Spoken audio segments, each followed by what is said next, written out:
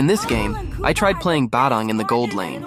As usual, someone picked a Marksman, so if you really want to play a fighter in the gold lane, you have to be the last pick. But they didn't want to show their picks early. Luckily, the Marksman switched to Retribution. Moskov was my opponent in the lane, and no doubt he was smarter than me in terms of gameplay. Look, I thought he was in the other bush, but he suddenly appeared in the middle. He was actually pretty lucky here because he still managed to survive. Maybe this was the first time they saw a fighter in the gold lane. At first, they were confused about why I was using Badang there, but once I started getting a lot of kills, my teammates were really impressed. Thanks to Martis for helping me recall back to base quickly. There are still so many players who aren't open to this kind of strategy. They always think a marksman is a must in this game, but they don't realize it's all about skill. Unless you're in the pro scene, where they maximize a hero's full potential and their synergy as a team, I feel like it's really easy to go on a win streak when using a fighter in the gold lane, at least in ranked games. Though not all fighters are suitable for the gold lane, especially tanky ones since they don't scale well, but with Badang I'm using a damage build, so it works just fine. Here Moskov had insane game sense. He used his ultimate on the bush. You'd only do that if you had a strong feeling an enemy was hiding there. So I recalled after that and I was planning to backdoor Moskov.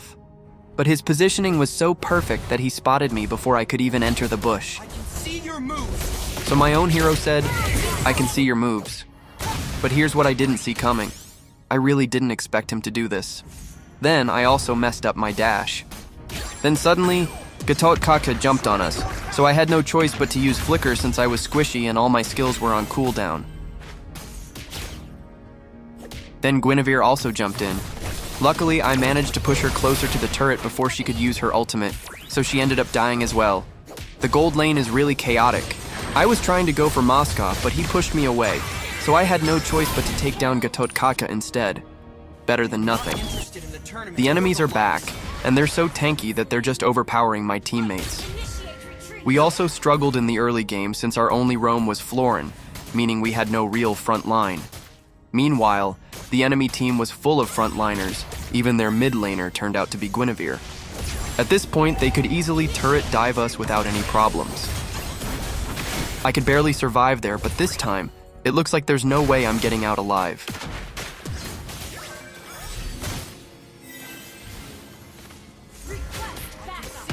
I just decided to recall. I almost got hit by Gatotkacha's first skill. The enemies were still in the bot lane, and they hadn't recalled yet, especially Gatotkacha, who was already low on health. And this is where they started to feel the damage of a Badang. It feels so satisfying to use Badang with a damage build, because the burst is insane. At the same time, it's really intense since you have to be extra careful, unlike when using a tank build.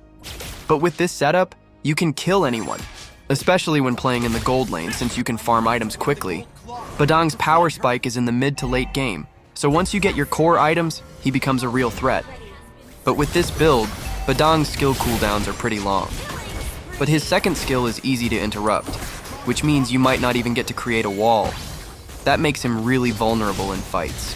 Just like that, without Flicker, I would have been dead for sure. But in this game, you really don't feel the supposed advantage of having a marksman.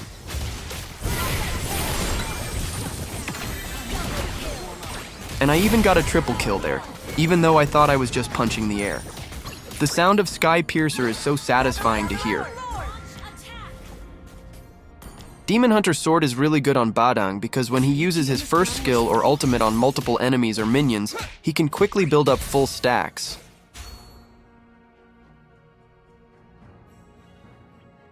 Here, my teammates were about to take Lord, and it was super easy for Popple and Koopa. I just zoned out Lucas since their jungler was already dead, and he could barely move at that point.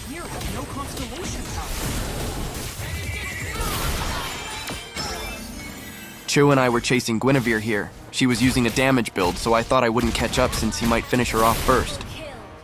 Then I realized that some of my teammates were left on the other side of the river, and the enemy team took them down.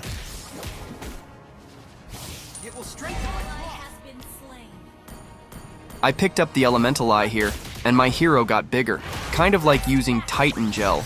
I mean, I look like Titan if you've watched that anime. One time I had an enemy Yin with the Aaron skin, and after he came out of his ultimate, I thought he had also stepped on the elemental eye. Turns out that was just his normal form. Here, 2 enemies ganged up on me. They probably thought I was dead for sure, but somehow they were the ones who ended up dying. Just a reminder, those were 2 tanky heroes, but they looked squishy against Badang. Then Guinevere jumped in thinking she could finish me off. And well, she actually did. I didn't expect that play from her. Nice move, bro. At this point, my damage was insane. Every hero I hit started looking like mere minions.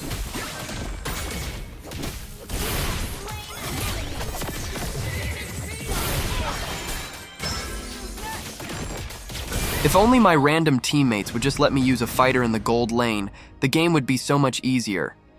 For those saying that fighters aren't a good pick for the gold lane, you just don't know how to play them. You're stuck in the basics. You can't handle using unorthodox heroes and just copy whatever you see others doing. Just like this Cho, some players are getting the wrong idea. They think the gold lane is only for marksmen. But playing in the gold lane doesn't automatically mean you have to be a marksman. Gold lane and marksman are 2 completely different things. It just so happens that marksmen are the most common picks for the gold lane, but just because something is common doesn't mean it's the only right way to play. Even assassins can be played in different lanes, so does fighters. But maybe only a few players can actually pull this off. Show me your power.